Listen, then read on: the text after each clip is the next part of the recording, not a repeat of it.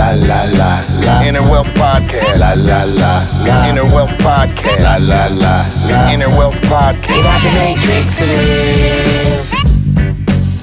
You know what day it is? Inner Wealth Podcast. Meditate and give. So manifest the greater this.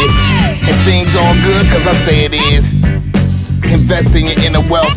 Real generational wealth is mental health. It's an inside game, no toxicity. Let's talk and more listening.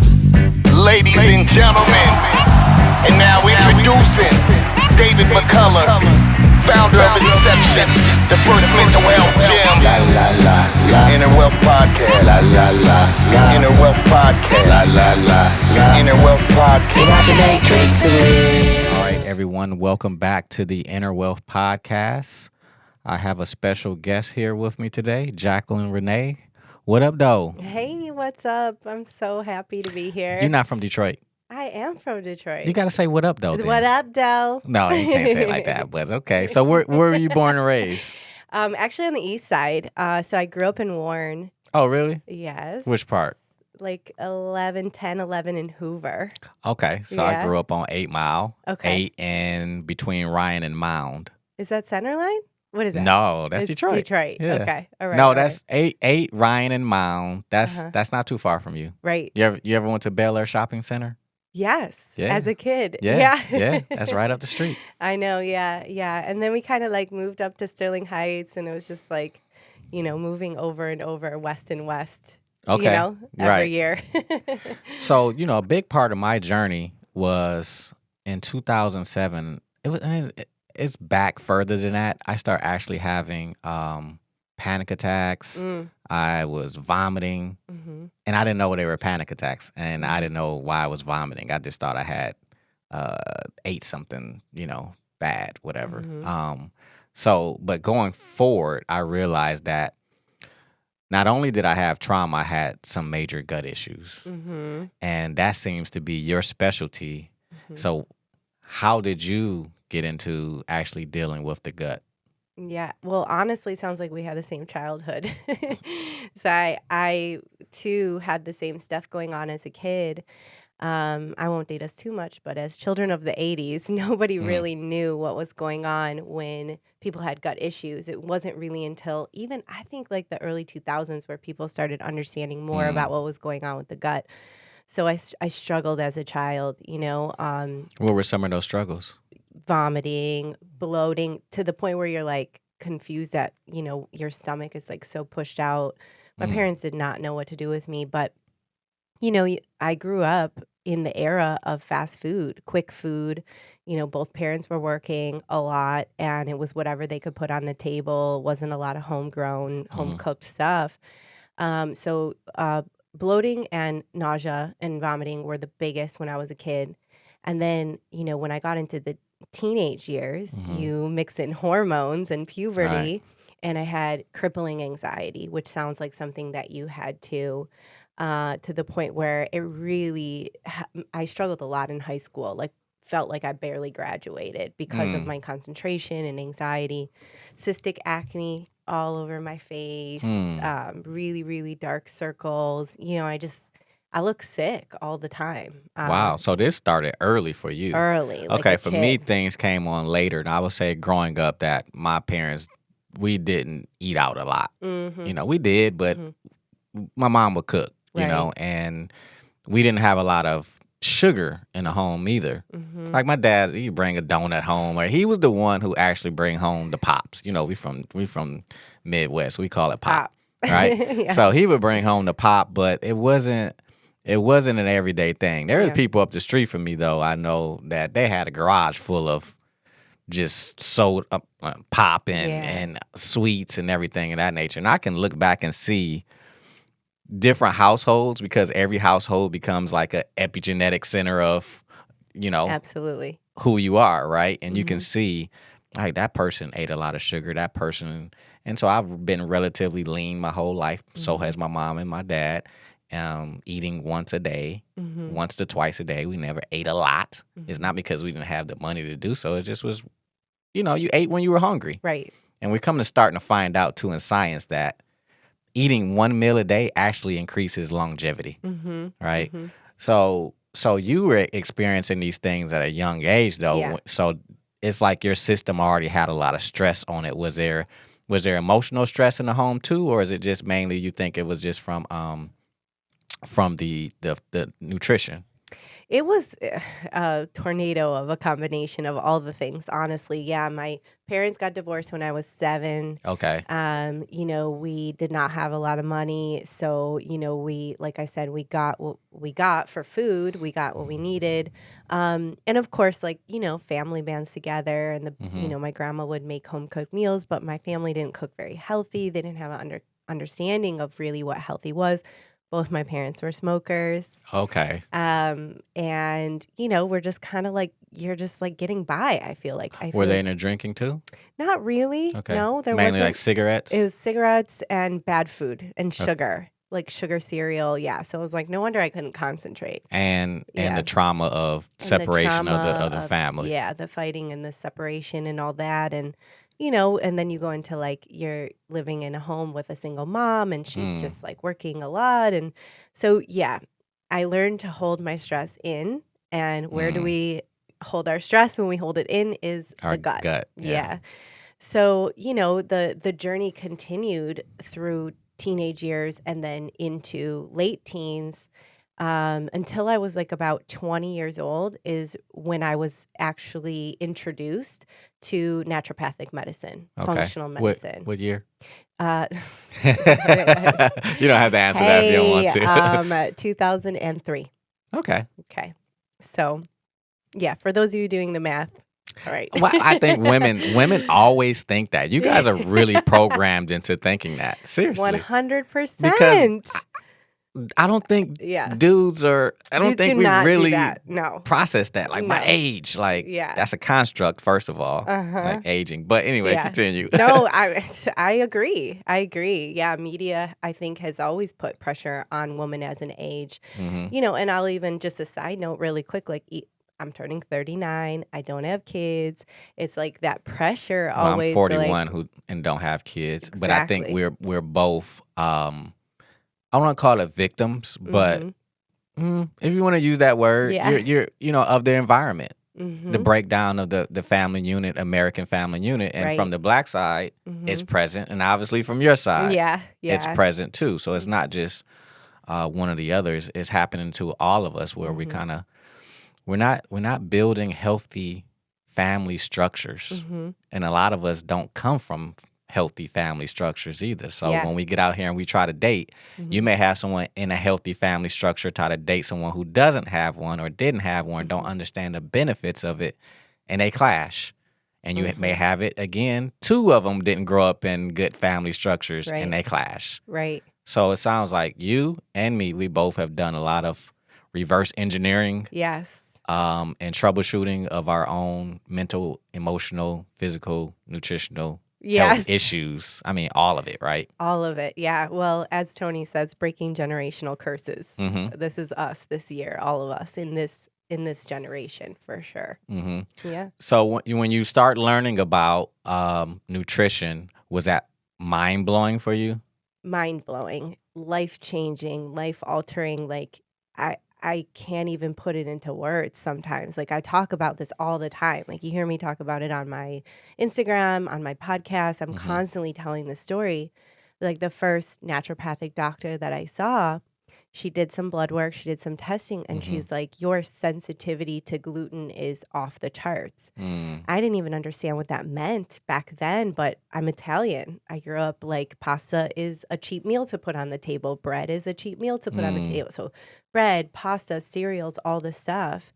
Within days of cutting that out and understanding sugar and some other things that she had educated me on, Mm-hmm. I mean, it was like I was a new person. And then the mental and emotional comes in like, I've been cheated my whole life. Like I Right. could have been doing this my whole life. So how Yeah. much grief was associated with realizing you've been living a way that Yeah. really had impacted and blunted your ability to be who you are? Hmm. To be honest, I think I'm still grieving it. I'll be Mm. like very, very honest about it. I think there are days where I'm like, well, even just hearing about your childhood's like awesome, your mom, like, how your mom and dad did that. Mm-hmm. I was like, I wish I was exposed to no sugar or this or Mm. that. But you can't Yeah. really do that, because would I have been sitting here today on this No, podcast you or have wouldn't. my own podcast if I didn't experience that, you Right. know? Yeah, I think that I had a really good childhood, and I Mhm. talk about that often. And when I say it to people, a lot of times I feel like sometimes I shouldn't say it because their Mhm. childhood wasn't that great.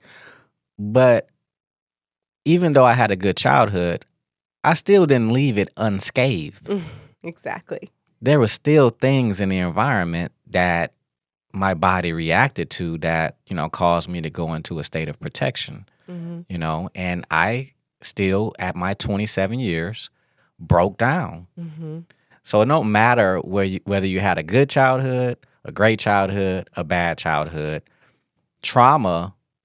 And we can talk about trauma not just from the neurological or psychological level, but even nutritional trauma, because that's what Mhm. that is. Mhm. Your Absolutely. body has to adapt to all the stimulus, Mhm. and if you're constantly putting in things that are threat, Mhm. that the body deems as threat, well, Mhm. now you're using your resources to fight something. So think every sugary drink, Mhm. every piece of bread with gluten, if you're gluten intolerant, Yep. whatever, the air you breathe, the Mhm. water you drink, Mhm. that's resources used. Mhm. But again, so going down that rabbit hole, I was saying all that to say that I find myself, because of the childhood that I have, that I always reach back and try to mentor younger generation, or Mhm. even my generation. I have done it and Mhm. above, Mhm. so how has this been moving forward when you start unraveling the onion? Like, what's that Mhm. process been like for Mhm. you? Yeah, I do call it that, peeling back the layers. Like, a healing journey can really honestly last your entire life, and Mm, that's just a dedication to personal growth and development 100%. But the layers, yeah, they were deep as I started mm, peeling them. Like, the nutrition is a tiny aspect, you know? And so I start uncovering the nutrition layer, 21, 22, 23. I start to understand like exercise, mm, 24, 25. And then I hit the mental. yeah. And I literally just did a podcast on this about a gut healing journey update for me, like where I'm at in my journey. Hmm. And it was like when you hit that mental, which it sounds like maybe same age, we hit that because I hit mine around 26, 27, Hmm. and you start to unravel those stories and, try to bring up forgiveness and like allow the past to be the past. And Hmm. I found myself really anxious. I found myself having trouble even sometimes getting up and being like, okay, just put on clothes today. Mm, Just put clothes on, go do something. And that was a couple year struggle, mm. actually. In the midst of it, I'm divorced now, but in the midst of it, I was like in a serious relationship, getting Okay. engaged, getting married. So in Yeah. the midst of it, you found someone. Yeah. Yeah. Yeah. Okay. Interesting, right? Because Yeah, usually you because, don't. Yeah. well, I always think about it like this. Like, if you ask a person, because I believe we attract what we are, or what we are trying 100%. to complete for 100%. ourselves. Yeah. So people want relationships. In your state right now, your state of being, do you feel like you're healthy enough to attract a healthy mate? Are you asking me? No. Oh, No. This is okay. just a general question that I ask Exactly. people. So when you Exactly. say you're going through those things, Mhm. it's like, well, what type of mate can you attract um when you're trying to really overcome a lot of Mhm. upheaval of Mhm. past emotional issues? Mhm. So what type of mate did Yeah. you attract? A fixer. Oh, Right? yeah, okay. Yeah, it's interesting because, just like you said, we evolve into different people. At the time, and he's an incredible person, in Mhm, case, he listens to this podcast. He's an incredible man. At the time, and he's 8 years older than me. At the time, like, I didn't present that immediately, right? Like, nobody ever presents what the mhm, depth is immediately. I was a 26-year-old girl, 27-year-old girl. We're just having fun, hanging out. mhm, It starts to develop into something. And like, there are people, both men and women, who love saving people. Yeah. And so that may have been the dynamic then. Mm-hmm. And when we look at the course of our relationship, which we've had conversations about together as well, post-divorce and everything, it's like once, you can't be saved by someone else, it starts to shift the dynamic of the relationship. And however we played that dance back and forth. Mm-hmm. But once I saved myself, it was almost like the relationship was complete. And we had decided like the relationship is complete. No love lost. Wishing you the best. Wishing you the best for the future. But that journey or that lesson is complete and we move forward now. Yes. And that's a very hard lesson to let go of, to detach and understand that you weren't together Mhm. for what you thought you were together for. Exactly. Yeah. Okay. So in your journey with the nutritional stuff, you said about gluten and removing things and your eyes open. What are some other things that happened along the way that kind of gave you a boost of, wow, like I removed this or I added this? Yeah, one of the biggest things that comes to mind when you said that was my journey into yoga. Mm. I could never stop. Like I was a weightlifter and a dancer and a runner. I ran half marathons, like broke records for myself that I never thought like I could. And sitting still, are you kidding? I never even stretched. So I dabbled in different classes of yoga and never really felt into it. About 5 or 6 years ago, I went into a class with my one of my favorite teachers to this day. And I left that class and I was like the mind blown emoji, Mhm. just like, oh, wow, that was life changing. Mhm. Just like that moment I had at the naturopathic doctor a couple Yeah. days after going gluten free. That was another huge transition. And I was married at the time. And I was like, okay, I'm going to commit to coming to her classes twice a week.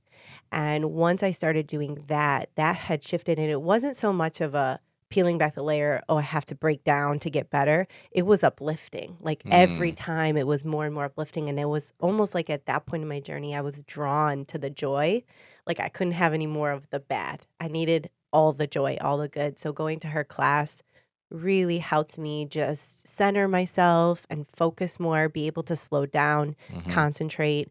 I just became a better person, honestly. Like I just felt like every day I could show up and not care if someone cut me off or not care if someone was taking a long time in a line. It was like It a sounds chill. like what you achieved during that time frame was some space 100%. between your mind, your thoughts, Mm-hmm. the cells, the Mm-hmm. tissues of your body.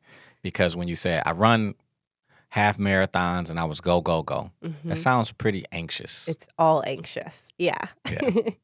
Yeah. And, sometimes we say, oh, I'm really, worked up, stressed. I'm going to go do a workout. Well, we know that if you're in the fight or flight response It's and not you're helpful. engaged, yeah, and you Mm. go do a high intensity workout or you go run, it may clear your mind in the moment, but it's not actually addressing the root cause. Yeah, your You know? nervous system. And Mhm. and I always tell that to people in terms of, they say, well, at least working out is a stress reliever, Mhm. not if you're already stressed, Right. right? Right. You're Absolutely. not going to throw more logs on a fire Right. if the goal is to put it out. Right. Exactly. Right? Yeah. Got to let that simmer. Right. So the yoga gave you some space and slowed you down. That's what Yeah. happens the first time I ever got into a float tank.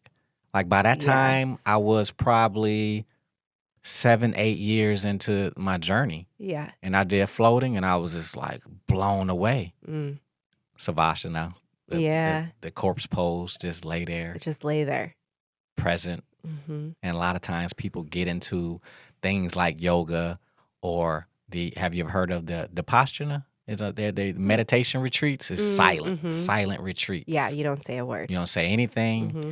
You eat, I think, vegetarian, Mm-hmm. and you just meditate all day. Mm-hmm. That sounds claustrophobic to me. It does. Yeah. But I know some people. I had some clients that would go to those practices. And those practices are starting to become more and more prevalent because we're moving into a world that's more and more stimulus driven. Mm-hmm. And the pandemic, and we talked about this off air, Yeah. it became a virtual float tank It did. Yeah. because now it made you slow down. Simmering in your stew at home. How was the pandemic for you? To be honest, great. Yeah. Just like you said, you don't want to say you had a good childhood. I don't want to like offend anybody by saying the pandemic was great for me, but I wanted to shift my business all online. It Mm-hmm. was the journey for me to do it.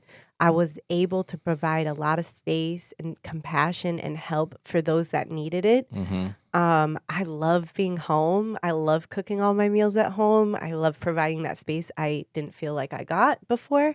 And so I was in my glory. Like, You and me yeah. both. And Yes. that's again, I didn't want to say that too because there was a lot of devastation, you know? Mm-hmm. And there was people who didn't get to slow down. And I feel deeply for them that they didn't have the space and the ability to do that. One person in particular who I know who's an ambassador for me for years where, you know, she would call me and she worked for FedEx. She worked for FedEx and they were ramped up because everybody was trying to order stuff. Yeah. Everybody's getting this pandemic money. Everybody's getting unemployment. You got people ordering all types of stuff, and FedEx is go, go, go. And I can hear it in her voice, the anger and the frustration where everybody's kind of sitting on their laurels and she's go, go, go. Yeah. And so those realities existed for both where it was that. Some people were sped up. And some people were really slowed down. And some people who were slowed down were in their misery because the misery is where? Right. In the silence. Inside of us, Yeah. right? It's not outside of us. So, and then when I was slowed down, that was the first time I had a break in 14 years. And I was loving it. Me and my mom said yesterday, I said, we need 3 months where we don't have to do anything. But then I had this interesting thought this morning. While I was asleep, you know how you're in those sleepy states? Yep. And you get Thinking these about really good, Yep. these really good downloads is what I call it. Your life is inside of you. You are life itself. You've never touched anything in your life. Like everything that you drank and ate, those are all just chemical reactions happening in your body to give a perception that something is happening, a feeling. So if life itself is inside of you and everything that you have, you experience in your life takes place inside of you, I don't need to wait till the external event to happen to be able to slow myself down. Right. Because that's really all I'm asking for. Yeah. That's what happened with the pandemic. We got to be slowed down. Well, how do I do that on my own? Exactly. By reducing stuff and letting shit go. Yes. Yeah. You know, it's interesting you say that because, you know, I do my own sales calls for onboarding clients for myself. And the thing I hear the most is about it not being the right time. Well, I just need to get through this and then I can start. Or I need to do this and then it will start. But it's always going to be the next thing. So are we going to be on this constant ladder trying to get up somewhere so we feel good enough to start something? Or do we just start and allow ourselves to be imperfect and make the mistakes we need to make along the way? I mean, even just looking back at all the mistakes I made to get to where I am today and all the mistakes I will make to get to where I want to be in the future, those are the things that shape us. So it's really not so much about like getting that opportunity or the timing. It's about finding it in yourself and just saying, all right, well, I have to do this on my own. So here we go. Let's pull things back, let things go, and give myself that opportunity. You either work through the discomfort willfully, or your ass is getting dragged through, or you being drugged. Yeah. And I was drugged. Yeah. You know, and so was that how it was for you? Or because it sounds like in your childhood, it sounds like you kind of, there was pieces where there's 2 terms to it: soft trauma and hard trauma. You've heard of this? Yeah. Soft trauma is, you know, developmental trauma, right? Can start at a young age and it's like slowly builds. Then you got your hard trauma or your shock trauma. You know, shock trauma is in a car accident. Something one and done, right? And a lot of times we have a mixture of both going on. But yours sound like more developmental trauma. And mine was more developmental too. But then you reach a breaking point where you can adapt no more. Right. Was there a specific time where you were like, yo, I cannot keep going like this? Because as you age, it's just like it gets more stressful. Yeah.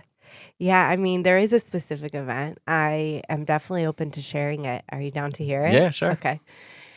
So, the journey unfolds, the journey unfolds, the journey unfolds. And when I got to the place when I was really chronically anxious and couldn't really get out of this, I was stuck. At this point, I was married.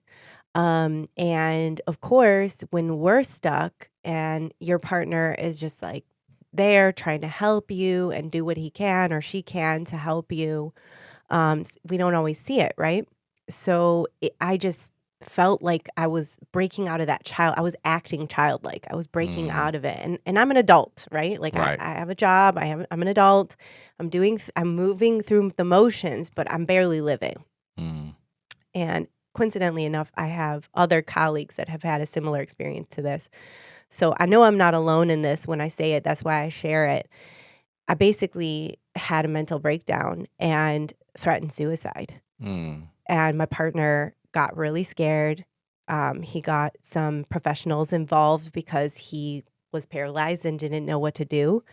And I ended up in like a mental institution wow. Okay. at, well, 32, 33. Like I So this said, is after you've started learning mm-hmm, the holistic pattern. mm-hmm. So as we see, it's not just Nope, one thing, right? nope. You gotta Yeah. keep doing Uh-huh. the work. I may have been pushing myself a little bit more than I think. I think there's levels of pushing yourself. I was so obsessed and involved with the personal development. I wanted it to Mm, go faster. yeah. And again, I just said this the other day, like you cannot rush this journey. So here I am rushing this journey. I'm putting all this pressure and stress on myself to be who I feel that I can be. And here goes God, the universe, whoever shoves me back down, and here I am. I spent 5 days in this institution with people who are very sick, Mm, by the way, like yeah. really, really sick. And I'm scared and I don't know what to do. I don't want to eat the food. First of all, the food is terrible, like Mm-hmm. terrible food system. I got my, friends showing up, sneaking me like granola bars just so Mm, I like feel like I'm eating something normal. I'm scared for my door to be shut at night. And that was the most humbling and crippling experience. That was the hard trauma right there for me. mm, And, eventually, it was only took a couple days for them to realize, okay, like, she doesn't really need the meds. She's okay. She'll be okay. She'll get out of it. But then that wasn't the end. The beginning was getting out of there and starting to I was like a deer, like a baby doe. I was like mm-hmm. trying to figure out how to walk again, how to talk again, how to enjoy life again. Mm. And so that was the bottom. That from there on, it's just been an amazing, like, uphill awesomeness for me. Like, So let's unpack that a little bit. sure. When you first, let's talk about the self-help aspect. Hmm. Did you start believing your own bullshit? Yeah, of course. Did you think that I read all the Preach but self-help don't practice. books? Yeah, preach but don't I know practice. this stuff. Yeah. There was a woman that I know while I was in the beginning of my journey. She was big into self-help, committed suicide. Mm, that is, And yeah. the problem with self-help is that it's really good to help yourself. I Mhm. believe in self-help. I believe in self-care. Mhm. But you can't, and it's the same thing with anything religion and spirituality, right? Mm. There's tools to everything, Yep. right? Mhm. And there's no amount of reading the books that's going to heal your trauma. Nope. Nope. There's no amount of corrective food eating that's going to heal your trauma. On a Exactly. mental emotional level, there's it's a piece. Yep. And they're all pieces is what I'm saying. Mhm. So you believe that Mm. and you kind of crashed. Is that what happened during that time? This just came into my head. I was trying to do it all alone. Okay. So you didn't work with any practitioners or anything like that? Then on the nutrition aspect, Just that. but not the mental health Okay, okay. aspect. And then, after that whole thing and I came to and, started moving in the right direction, then I had, mental health professionals helping me and realizing that this is something that obviously needs to be more normalized, because this is not, Mm. I'm not the only one cracking down on this. I should just share my story. And so many people are like, oh, that's me too. I just don't want to say it because I don't want to be abnormal, or I don't want to be vulnerable. And it's like, man, everyone's struggling on some level. But sharing and growing and together and getting the help you need is the most important piece. You honestly just can't do it alone. You can't. Yeah. It's too heavy. Yeah. Like, set it down and allow someone else to push it with you, I say from the beginning that I needed to be nursed. Mm-hmm.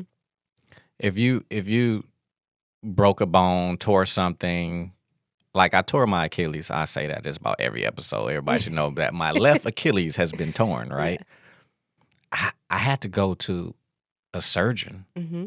I had to go to physical therapy. I had to sit in the shower and put a garbage bag on my leg to wash up, and I had to have a seat. Mm-hmm. And somebody always had to open the door for me and all these things, right?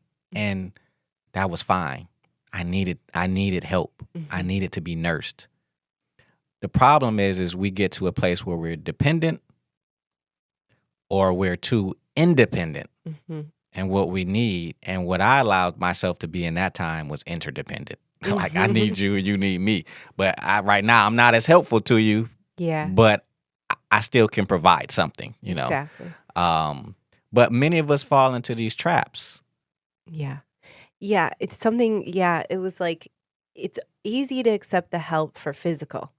It's not as easy to accept the help for mental. Right. Because, like, I broke my foot. It's so obvious. I need help.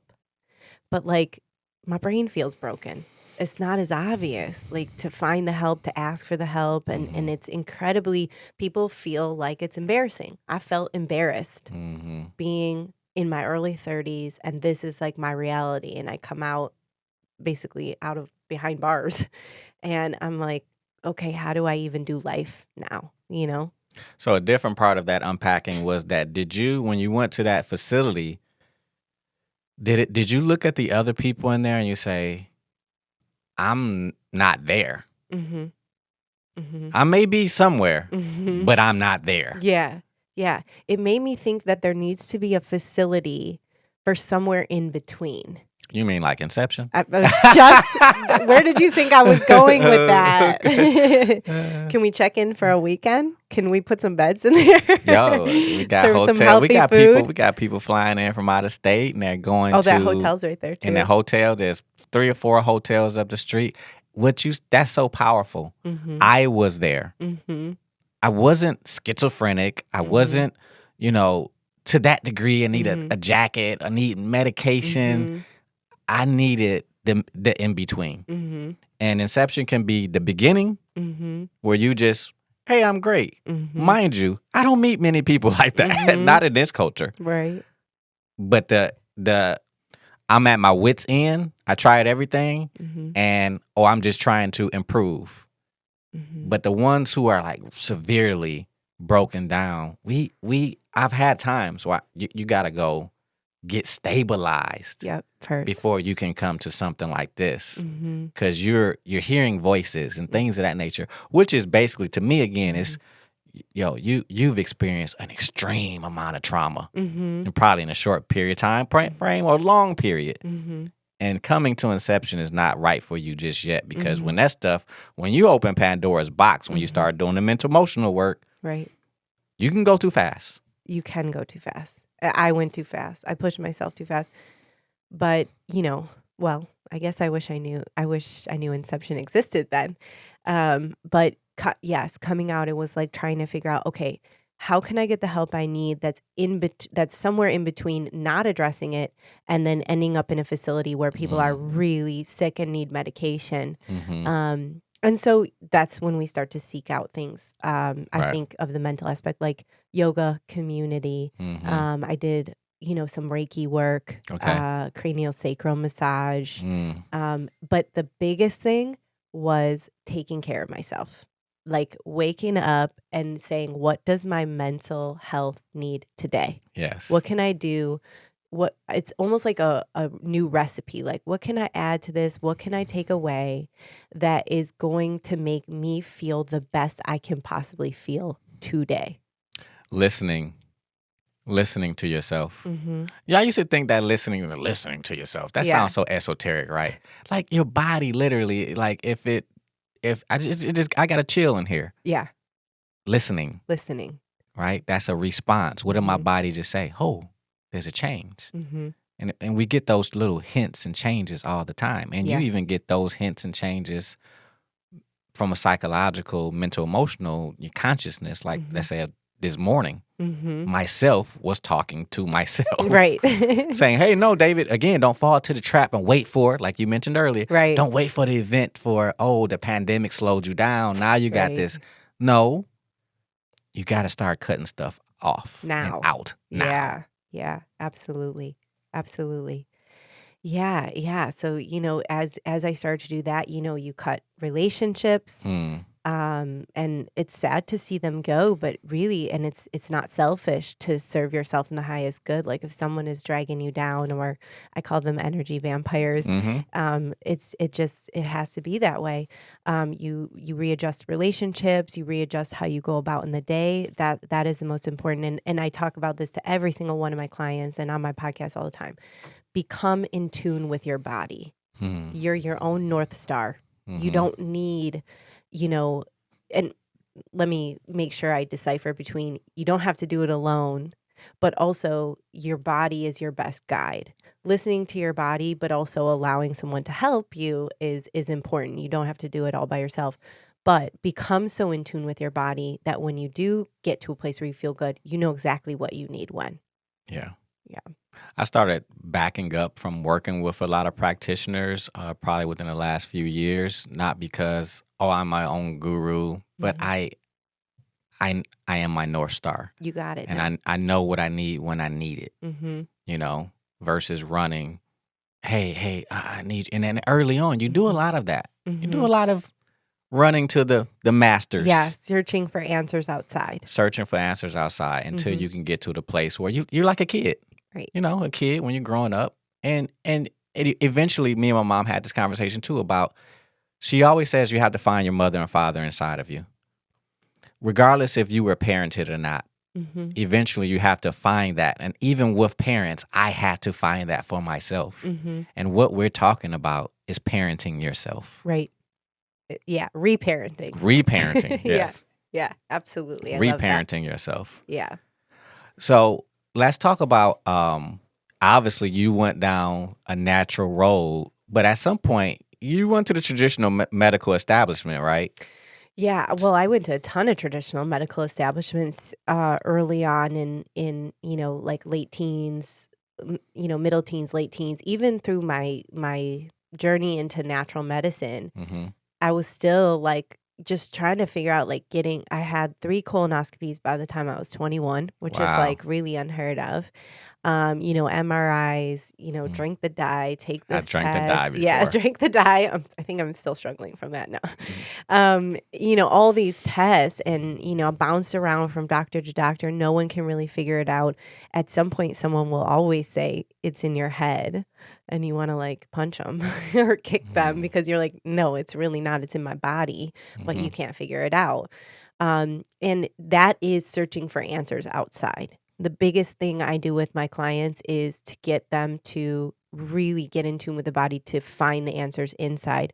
Because at the end of the day, what are they even going to tell me? They're going to give me a blanket diagnosis, maybe. Right. And then I'm going to hang on to that diagnosis like it's my job to, like, of course, like at some point I was diagnosed with IBS. So now it's like everything I do is I have IBS. I have That's IBS. the filter. Now I am conditioning myself to believe that I have this, Yeah. but I don't have it anymore. And maybe I Yeah. never even had it. Yeah. That's a big thing our culture doesn't understand. Same thing. I would see clients, I have ADD, I have ADHD. Mm-hmm. You have it. Mm-hmm. Where is it? Yeah. Can I talk to it? Yeah. Like there's possession and ownership of Yeah. it. I have it. I have it. Yeah. You're maybe experiencing those symptoms, Mm-hmm. but you don't have something that, Mhm. it's like, were you born with that? Yeah. Did it come along, tag along with you? Right. And I think those those things matter, don't you believe? 100%. The mindset around what your story is 10 times more important than what the actual diagnosis or, answer that you get is like, okay, at some point I grasped onto the fact that I had IBS and chronic anxiety, and I rode with that for so long in my journey. Right. At some point, I had the insight to really shift that story and let it go. And that's when the real healing began because I didn't identify with that story anymore. It's gone. Like, that's not who I am. Who I am is I'm Italian. I grew up in Michigan. Like, those things are the things that are really true about me and define me. Right. I'm letting go of those stories that don't define me anymore and aren't even mine to carry, Yeah. It's biology of belief. Mm-hmm. The more you hold on to that story, that's just it doesn't matter what you do in terms of alternative modalities or whatever. And I've experienced this with certain clients Mm-hmm. where they literally are getting better. Everybody around them are saying, you're doing this different, you're doing that different, Mm-hmm. but they still are saying, but I feel stuck. Because you are stuck still. And that's where the psychological aspect comes in. And I think that's where talk therapy, and there's other modalities within talk therapy. I've done like EMDR, I've done somatic experiencing. Those things are very helpful where it's connecting mind, body, and discharging a lot of that residual energy that's still wrapped up in the nervous system, versus just talk base. Right.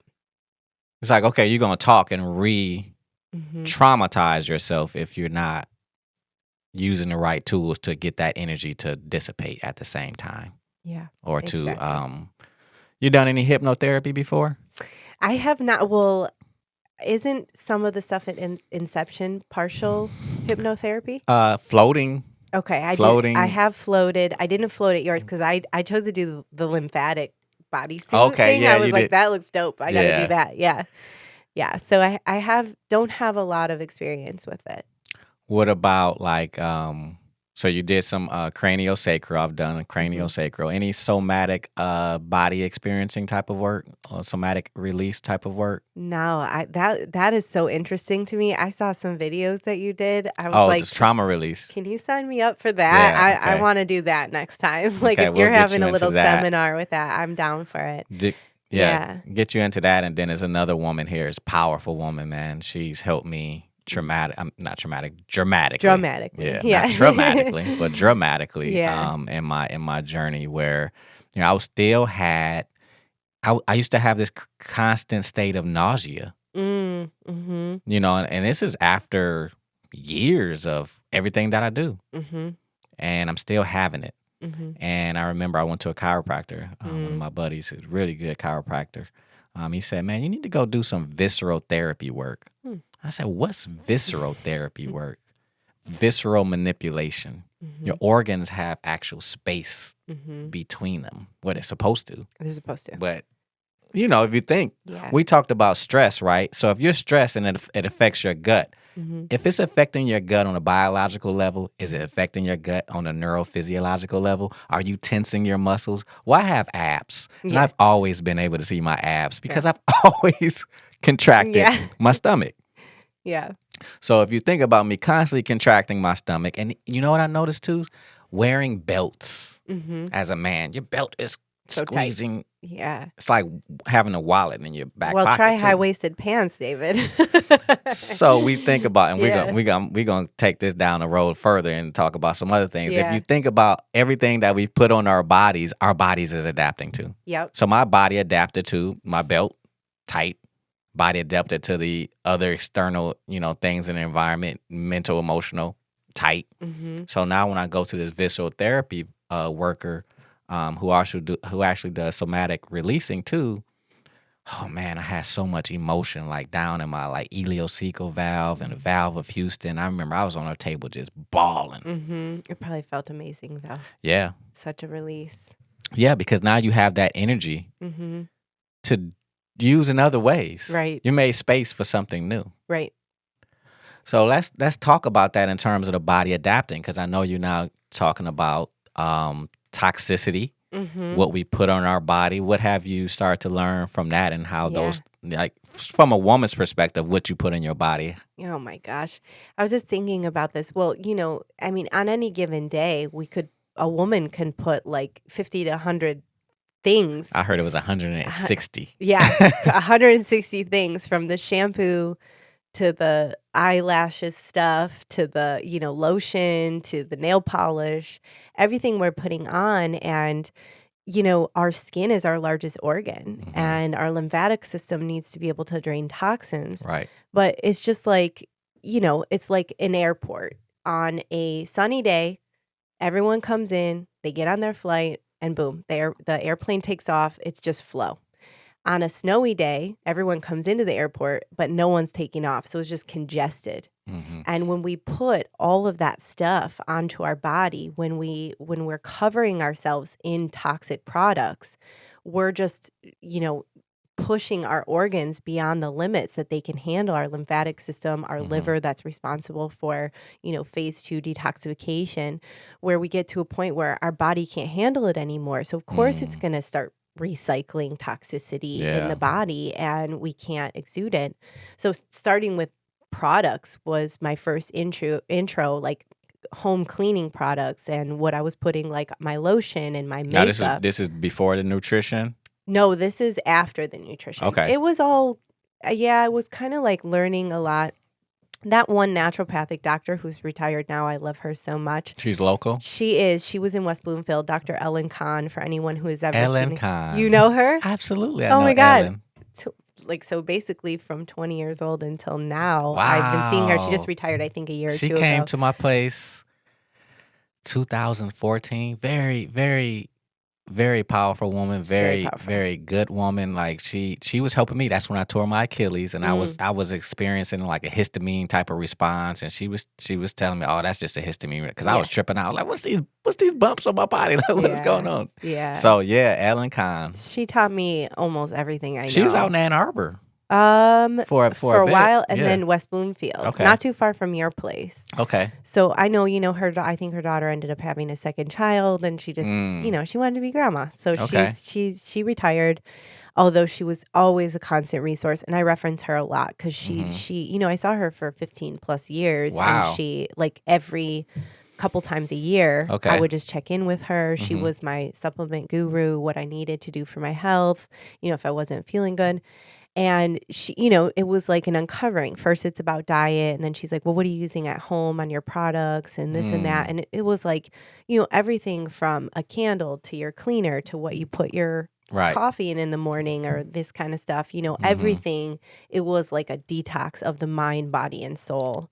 And, our country, they have not updated the sort of ban on chemicals in Mm. years, like Mm. decades of years.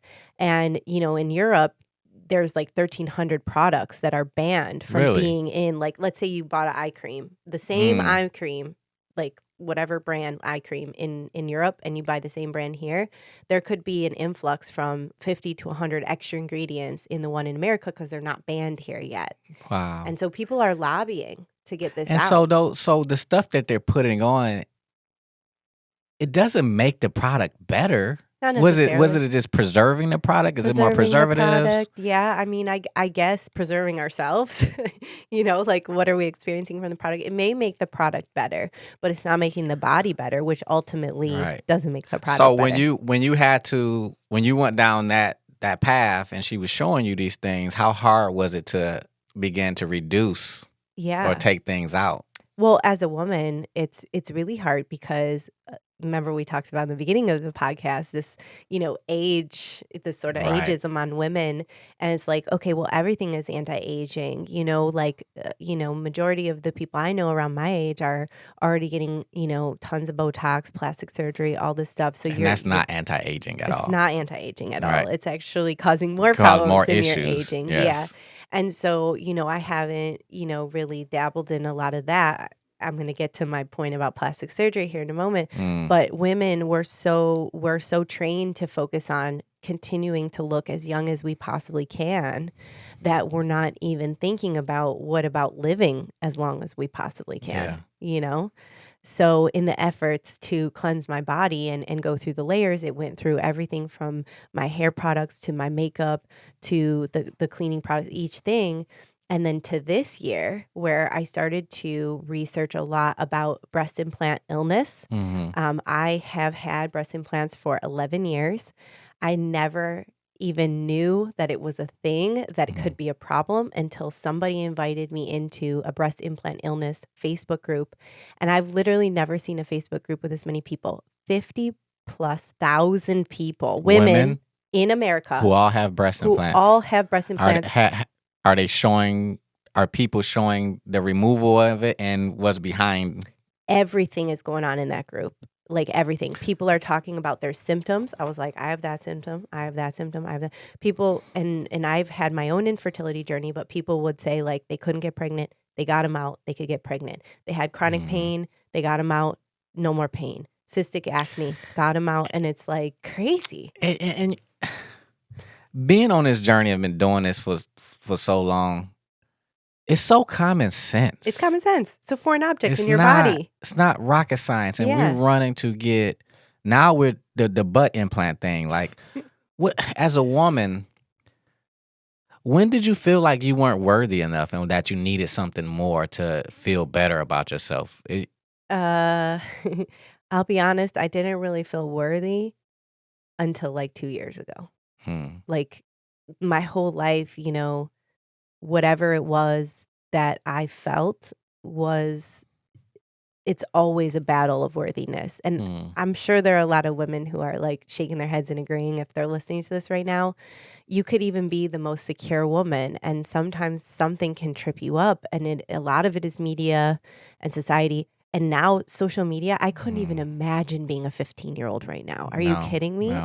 We had The no the phones. suicide rates are like ridiculous for young Mm-mm. women Mhm. because of these images that they Mhm. have to try to uphold. Mhm. And I remember in the early 90s when the implants became a thing. Mhm. Do you But also remember when they got recalled? I do remember Yeah. that. But let me say it too, culturally from a black perspective, Mhm. implants were not big for black women. Right. But now Yeah. You just made me think about that. But yeah, it wasn't big it's for not a black big women. thing. That Yeah. was a real white woman thing. Right. And but then not plastic surgery in general. Right. Like seeing Michael Jackson have plastic surgery. Yeah. And then too, I don't know why a lot of people want plastic surgery when you look like a cat. Right. What? The cat A syndrome. cat is a nice thing, but yeah. Little Kim started down that path. And then you start Yeah. to look at these people and you're like, you would have aged gracefully. Mhm. And you would have looked good just by being you. Mhm. But now you look disfigured. Mhm. And not just look, Mhm. right? Let's take a look out. We're not even talking about how they're doing internally. Yeah, what's going on with the kidneys and the liver trying to Mhm. process the Botox or the fillers? Or, I'm interested to see. I feel the most comfortable and the most healthy I've ever felt in my body. I can't even imagine what I'm gonna feel like when I have this Yeah. foreign object out. And the number one statement from all these women, like, there's celebrities too that are going on the record, Mhm. taking their implants out, talking about it. The number one statement is, "I feel like I'm finally in my own skin." Well, You you know? are. Yeah, You would be, right? It's exactly. not. Yeah. What about the butt implants? Is that just as detrimental? I mean, it's Yeah. something foreign. I mean, Yeah. but some people are doing the fat transfers. Fat I transfer, can yeah. understand that. That's you, but it still may be, I don't know, Yeah. some drawbacks to that. Yeah, I think well, the fat transfer isn't having as much of a problem. I think it's your, immune system trying to catch the fact of that there's a foreign object in your body and then creating chronic inflammation Mm, in an effort to save you, because that's what the body does. That's what the immune yeah. system does. It creates inflammation to save you. So you cut your arm and then you get a scab. That's inflammation. It turns red. It's inflammation. It heals. Inflammation goes away. But if I have this implant in me, in my lymphatic system, by my heart, of course, and it's like, wait, this foreign object isn't going away. I can't fix her. It's just going to keep pumping that inflammation out.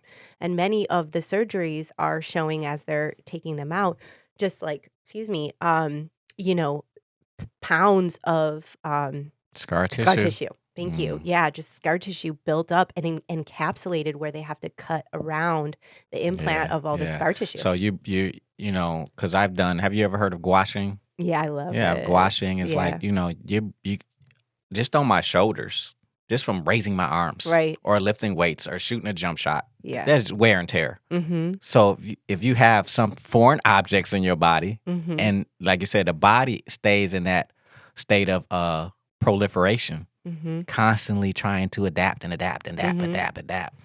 And you're blocking your lymphatic channels. Mm-hmm. You're congested. You're congested. I'm congested.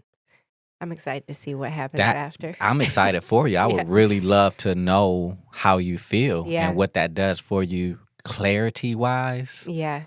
When I started doing lymphatic work, Mm-hmm. and we did a podcast with Dr. Perry of Lymphatic Mojo, like he's specialized in lymphatics. And when I started doing that lymphatic work, I had to go and look up like the connection between lymphatics and like the spirit and soul, because I felt so connected. Mm-hmm. It's because I wasn't being toxicity, Mm-hmm. to myself. Mm-hmm. That is actually clearing and purifying. Yeah, they weren't cycling back in. Right. It's the same thing with your colon. And I heard you say you get colonoscopy. Well, I've had hydrocolon therapy Mm-hmm. quite a few times, and a lot of people don't know. Like, look, you got to cleanse. Clean it out. You got to cleanse all the organs, Yeah. because even mentally, emotionally, it gets blocked up in the fluids in the body. 100%. You know, Yeah. especially again backed up Yeah.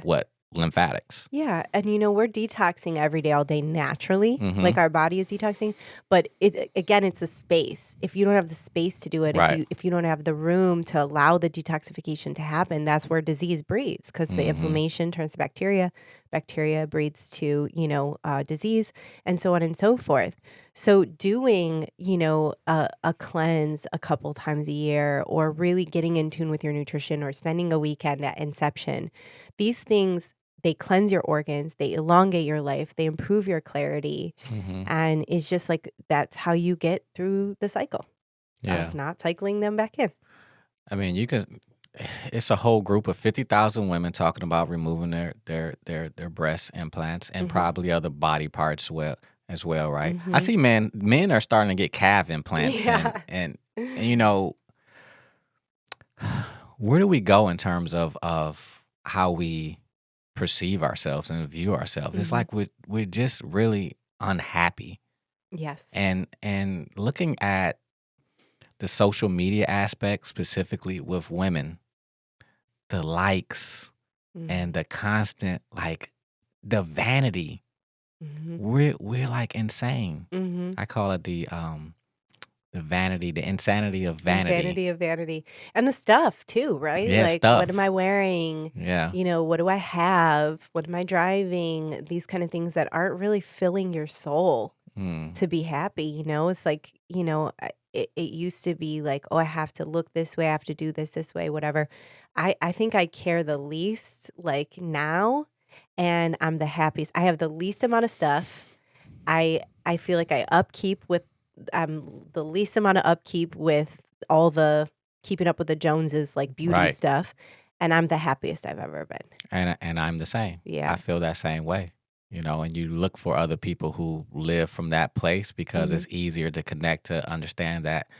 I read these memes about, well, he should take you on a date and spend this amount of money. I'm like, do you know the time I've had with people? I've talked to one person I went out with. We talked for like 5 hours Mhm. straight, Mhm. Mhm. just sitting at a restaurant. We probably spent $30. Right, exactly. It's about the time. So this idea that of you're trying to pay for connection. Mhm. I like that. You're trying to pay for a connection. Yeah, because if I Yourself take and you here, other people. because you're trying to get a arousal out of you. So Mhm. if I can get you to associate goodness Mhm. by taking you on these trips, Mhm. so you're associated with the external things Mhm. that has nothing to do with me as a person. Right. You think I'm a good person because I've taken you these places, and you like me because I've done all these extracurricular activities, Mhm. but you don't know me as a person. You don't know my character. You don't know my integrity. Right. You don't know my values. Mhm. And the only way you get to see that is by seeing the person in action over Mhm. a period of time frame. Absolutely. You don't get to see that just because you want to rush it by, again, doing all the extra things that you think is going to get you there faster. Right. It's all the same theme. We talked about like rushing your Rushing. journey, Right. rushing your healing, rushing these relationships instead of like truly sitting in what you need, what that person needs, and not just romantic relationships, but partnerships, colleagues, friendships all around, just really getting to that place. Me and my mom had this conversation yesterday. Me and my mom really been talking. Has your mom been on the podcast? She's coming on next. Oh my God, I love that. So we had this conversation yesterday about how when we felt like we needed to speed ourselves up to get somewhere. One thing in particular, she was talking about somebody who's a marathon runner who said that, or a cyclist, and they trained really hard for 6 months, and they crammed to try to train really hard, and then they were down for like a year. It's like you have to sharpen the saw. That's one of the 7 habits of highly effective people. Take time off, sharpen the saw. But when we try to move at a pace that's outside of the pace of life, the seasons move for a reason. Yep. And when we try to do that, and there's one person in particular I know who's probably watching. This is a message. You can try to speed it up all you want. It won't go the way that you want it to go. And what you find end up happening is that you cause yourself way more damaged by trying to move so fast versus just having awareness and taking things as they come along. Yeah. And trusting Who? yourself. But you can't trust yourself if you're not in tune with yourself, right? Exactly. And the thing that blocks us from being in tune with ourselves could literally be the implants you put into your body. Right. Can be the makeup you put on your lips. The choices of food you make in a day. The relationships you have in your life too. Those are all stimulus around us that's causing us to respond, right? And moving the interference out of the way. And you can see the life come back. Did you see the life come back into your eyes specific times? And were you like, wow? Absolutely. Yeah. I see glimpses of that. And then that almost makes me think, and I don't want to talk conspiracy. It's just like, wow, like our society is living this big facade. Yep. We don't even know what it's like to be human. Totally. Agreed. And I start seeing that for myself when I start, again, keep going along the journey of doing the work. Right. Yeah. Yeah. And what I feel like you're saying here is something that I've experienced too. As the journey unfolds and we start to connect with self, like my intuition is so strong. My clarity is so strong. Like I can already know. I don't have to touch the pan to know it's hot. Like I can feel the heat from over here. Actually, before even looking at the pan, I'm like, oh, there's a hot pan around the corner. Right. Your intuition and your guidance gets so strong when you're on this level. Yeah. I walk through the mall and I have to go around the perfume women. Same. Because literally if they spray or just all of that in one area is overwhelming. And people say, well, you're very sensitive. Yes. Sensitive not in the way you think. I'm attuned and aware that something's not helpful for me. That's harmful for me. So my system is very aware. Stay away from that. Yeah. Versus when you live in an environment, you ever saw somebody, like in your home, you ever heard the fire detector go off? Like they need to change the battery. It's cheap. Oh my God, that drives me nuts. Some people, you'll go into the home and you'll say, you need to change your battery on your fire, your alarm. Oh, really? They've been in it so long that they've normalized it. And this is how we are in terms of growing up in the hood. Like we've normalized hearing gunshots. We've normalized, not being safe. Yep. And so when we even like see it, it's like, oh, that's normal. It's normal. Yep. Bel Air Shopping Center had metal detectors. They did. Yeah. Yeah. That lets me know I'm not safe going to the movies. Yeah, exactly. Right. We've normalized it. And And that's why your system, like when you eat something, you should feel that, nah, Mhm. that my body's like, this Mhm. is not good. And I think a lot of people do feel that, like the next day people will have, bathroom issues or they won't feel that Mm, good, but they don't recognize it and remedy it. They just are like, whatever, it's fine. I can keep moving. So like I'll ask people like, do you feel anxious the next day after you drink? And they're like, huh, I don't know. Like, we'll find mm, out next time after you drink, make the connection. And then it's like an unraveling from there. Oh, I did feel anxious. No wonder I mm, felt that way. right. What's the connection here? Or, you ate, if I'm trying to help people figure out what food intolerance they have, like, oh, yeah, I had dairy and my stomach was upset. Okay, well, what do you think that means? Like, let's try to unpack that a little Right. bit more and see what you need to do to know this stuff about your body. I'm the same way with like the cologne and the perfume. Mm, Someone rolls up and I'm like, "Oh, this is not gonna work. Like, I yeah. I can't be around this right I, now." I had to throw my stuff away. Yeah. That whole, I love a man with good cologne. Sorry, it ain't me. I hate it. Sorry, it ain't me. Yeah. I'm like, "What are you wearing?" And then they tell me, I'm like, "Great, throw it out." Because my ability to solve math problems and have memory and be clear is Mhm. more important to me than having something on my body that's really toxic. It Right. doesn't the Absolutely. benefits don't outweigh, Yeah. the other benefits that I have, Right. which is by, um consciousness. Yeah. Well, and to this point too, with the products and stuff, there's a lot of people who won't realize this was happening to me. Like I would always be like, oh, I have seasonal allergies, my eyes are itchy, my nose is stuffy, my Mm, throat is sore. Get rid of those products and watch this stuff go yeah. away. I don't have seasonal allergies. Same. Yeah. No, your system is overwhelmed. Yeah.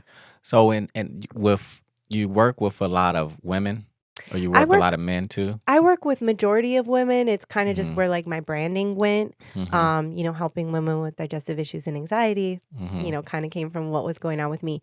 But I have male clients Okay. and the main common theme is that these people have been bounced around, can't really figure it out, and they're ready for the next level. They're ready for something bigger than them that they need to get like into a healing journey Yeah. you know and 99.9% of the time they don't realize how mental it is, so we work on diet, but we work a lot on the mental. Yeah. Yeah. For men, I find that one, if you haven't known that our testosterone has been dipping year after year after year Hmm. for the last like 50 years. I can imagine that for sure. Hormonally, and that goes into this conversation about the toxicity. 100%. There is a article, not just article, but also like video from the news, and I'm gonna read it too, Mm, which is this is the article, and this came out in 2017. mm. Male fish mutating into females because of waste chemicals. Yeah. This is something that was being pumped into the lake. Yeah. The plastics, which Hmm. is synthetic estrogen, Hmm. pharmaceutical drugs. BPA. Yeah. I don't drink out of plastic bottles. Right. That is throwing us off hormonally. Hmm. And then we look at our relationships. Hmm. Like, and if that's what it's doing for the male fish, it didn't say what it was doing for the Right. female fish, right? Right. Exactly. That already has estrogen and probably has too much of the synthetic estrogen. Now, what does that do for you? Right. Exactly. Yeah. I mean, estrogen dominance is a huge, you know, under talked about epidemic for sure. I mean, it Mm, causes infertility, it causes issues with the male organs. It's causing, people to feel, out of touch with their emotions, point blank, where they're, feeling like they can't get a handle on their mental aspect because they're simply not detoxing estrogen out of the body fast enough. For women, it's more obvious, right? Like PCOS, mm, infertility, problem, uterine cancer, fibroids, like that stuff shows up and it's obvious and there are fixes for it. And a lot of it does result in taking these chemicals out of your body and then having a fix for it. But for men, it's just coming to the forefront and it's not as obvious. but how is it showing up for us now? Like that is like, why isn't that article about humans too? Like, and what is the waste? The waste is us washing these chemicals off of our body and going into the sewage and Right. going into the ocean. So it's already been on your body. Or washing them onto our bodies. Exactly. Into the skin. Into the skin. Yeah. As much as I've changed my drinking water, I still haven't. That's the next step, is changing something in the household where it was coming out of the faucet. I mean, I have a filter on it, but that only does so much. It does. Like, you got to look at all the contaminants in water. Chlorine, chloramide, all these different factors in it, and it's onto you, like we said, your organs, right? Well, I did want to ask you before we end is, what do you think about yoni steaming? That's a good question. I've actually done it once. Mm-hmm. I haven't dug into it a ton, but what I do know about it and what I kind of experienced was, a cleansing of sorts for your body is always very important. And this is just another way for you to cleanse something that's very valuable for a woman, for sure. And especially like in between partners or when you're needing a refresh or something like that. I think it's great. I just haven't personally like gotten into it as much, and I've heard it's very beneficial for people experiencing infertility, issues with some of the stuff I talked about, this estrogen dominance and stuff, to kind of cleanse the organs. So I'm all about it. Okay. Yeah, I was just wondering. I mean, things are starting to that's something that's starting to become popular, and as things get popular, we like to gravitate to one thing. So you go do the yoni steaming, but you put toxic chemicals. You right back. Well, it's like doing a 30-day diet, and then on day 31. Right, you go binge. Pizza. Yeah. Right. Yeah, it's about consistency and starting to remove everything. So leave us with some tips, some easy things that we can do that won't overwhelm us. Okay. To help us with our guts and just overall. All right, so we'll do a body, mind, soul drop here, okay? Okay. So body, obviously for the gut, we're going to talk about food. Exploring what toxic triggers, understanding what toxic triggers are, triggering these health problems in you. So getting introduced to something like an elimination protocol, or getting a food sensitivity test, or just journaling and understanding so we know what the bad is, and then crowding the bad out with the good. Some people will say like, oh, I don't know how you did it. I could never give up bread. And I was like, I got my life back after I gave up bread. So really knowing what triggers you for the body. For the mind, it is so important to really be able to get to the place where you can sit in the silence and address what needs to go on. So I feel like I want to go back to, what I talked about earlier, like get the help you need, whether it is, talk therapy or going to Inception or getting your yoni steamed, whatever it is, these health practices, meditation, breath work, whatever works for you, find something and then consistently stay with it day after day after day so you can get to a healthy place. And then as far as soul work goes, not rushing the process and giving yourself the forgiveness and the space that you need to get to where you need to be in this journey. Just give it time and space. Trust yourself to get there.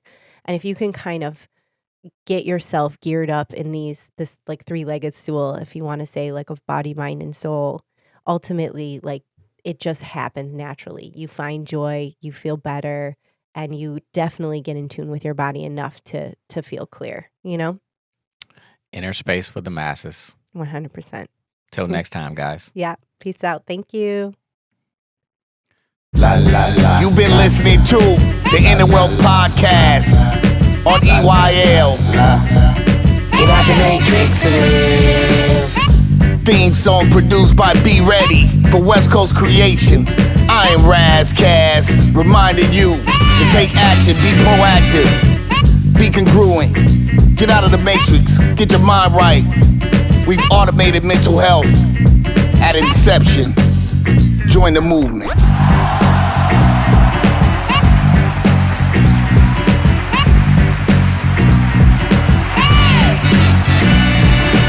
La la Wealth Podcast. Inner Wealth Podcast. Inner Wealth Podcast. Get out the matrix and live.